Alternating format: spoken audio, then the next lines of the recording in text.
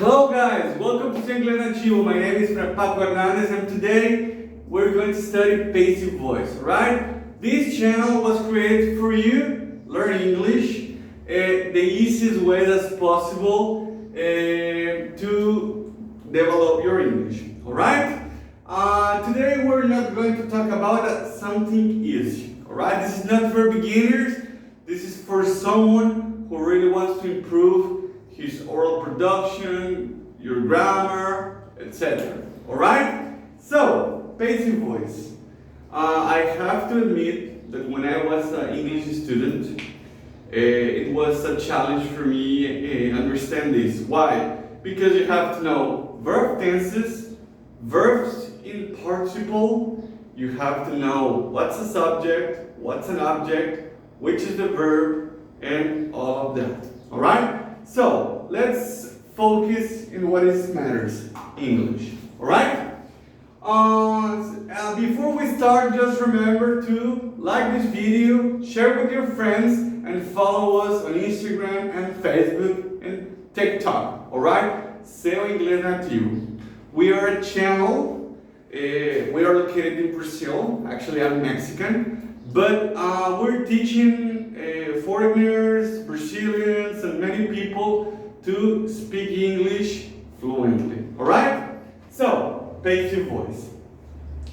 Normally, when you first start studying English, you learn the active voice. Right? For example, I work at Nissan. Yeah? I went to the mall. Yeah? Etc. So, you have the subject, the verb, and the object. Alright? Subject, verb, object. That is the active voice. Now, the passive voice, the order is completely different. Let's check it out. We have the object first. Yeah? Then we have the verb to be.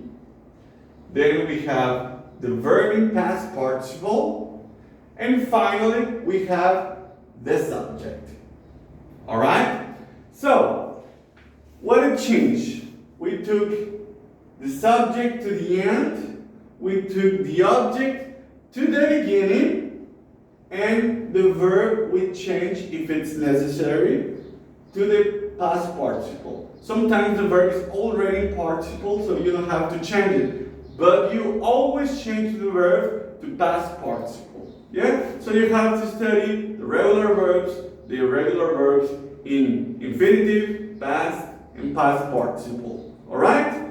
So let's do some examples to make it more clear. Alright? So we have the first sentence. She has bought 2 cars. Repeat. She has bought 2 cars. Repeat. Very good. She has bought 2 cars. Now, I want to know first what's the object, what's the subject, and what's the verb. She, subject. Bought, verb. And 2 cars is the object. So, as you can see, we put the object at the beginning. So, 2 cars is the object. We put it at the beginning. So we write 2 cars. Right? 2 cars. Now, this is the tricky part. Right? She has bought. It is present perfect. She, the verb to be, the auxiliary verb for she in present perfect is has. But now we have 2 cars. 2 cars, the subject is they. What's the auxiliary verb for they in present perfect? Have. So we don't use has, we use have. So 2 cars, have. Alright?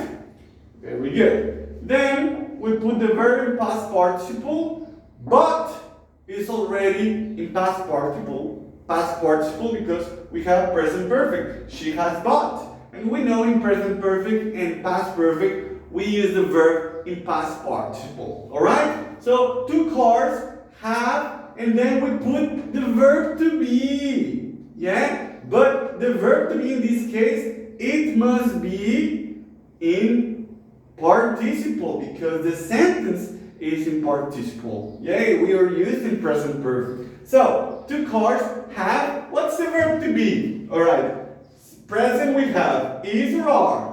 Present continuous is being, are being. Simple past was, were. Past continuous was being, were being. Present perfect has been or have been. And past perfect had been. Alright? So, we have present perfect have we use have been. So, 2 cars have been, and then we use the verb. Okay, this is wrong. We put the verb in participle, like all I have already said, but's already in participle, so I just write this. 2 cars have been bought.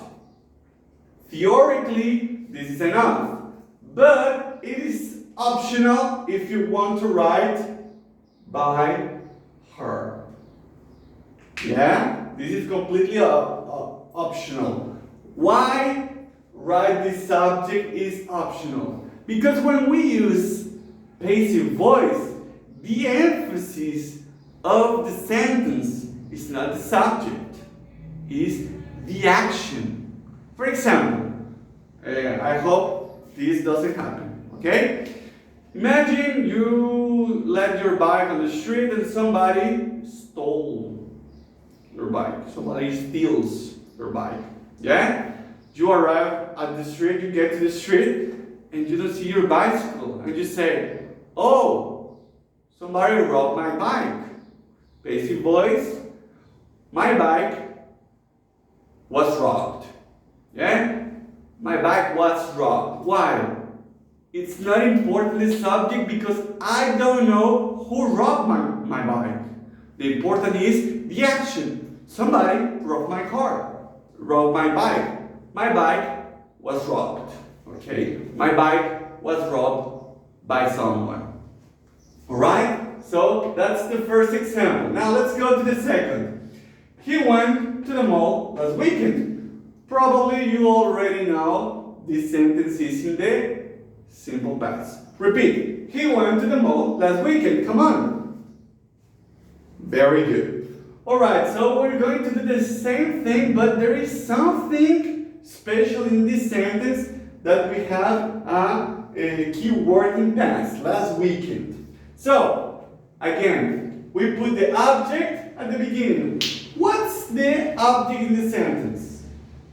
If you thought the mall, you're correct. So we write the mall, then we use the verb to be.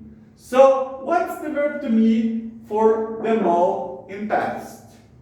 Remember, I, he, she, it, was. You, we, they, were. So the mall is a place, is the pronoun it. So we use the verb to be was. Yeah? Very well. After the verb to be, we use the verb in past participle. We know went is in past. Yeah? Simple past. So we have to use the verb in past participle. What's the participle of went?